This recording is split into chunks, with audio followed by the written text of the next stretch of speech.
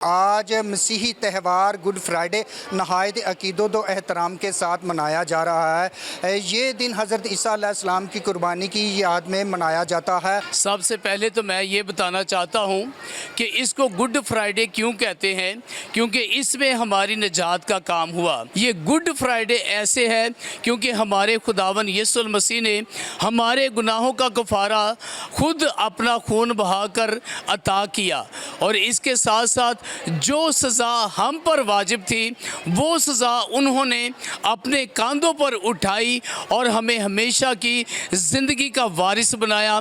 और वो आदम जो बागे अदन से निकाला गया, उस आदम को वह बागे अदन से में दोबारा दाखिल किया, और हमारे खुदावन यीशु मसीह ने जहाँ से गुनाह शुरू हुआ लकड़ी से मौत आई और लकड़ी पर ही नजात आई। खुदा जिस चीज़ से मारता है उसी चीज़ से बचाता है।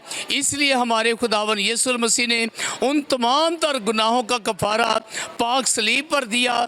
जो गुनाह आदम ने किए थे उन्हीं गुनाहों का कफ़ारा खुदावन यीशु मसीह ने पाक सलीब पर अपना खून बहाकर दिया।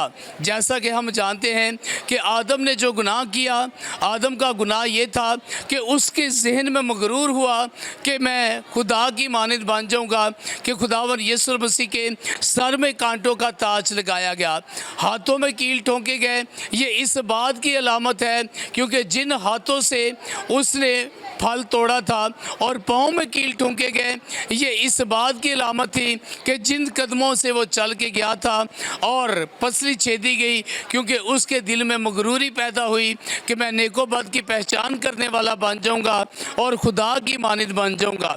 आदम के गुनाह के वसीला से इस दुनिया में मौत आई, लेकिन खुदावन यीशु मसीह के इस दुनिया में आने से इस दुनिया में निजात आई।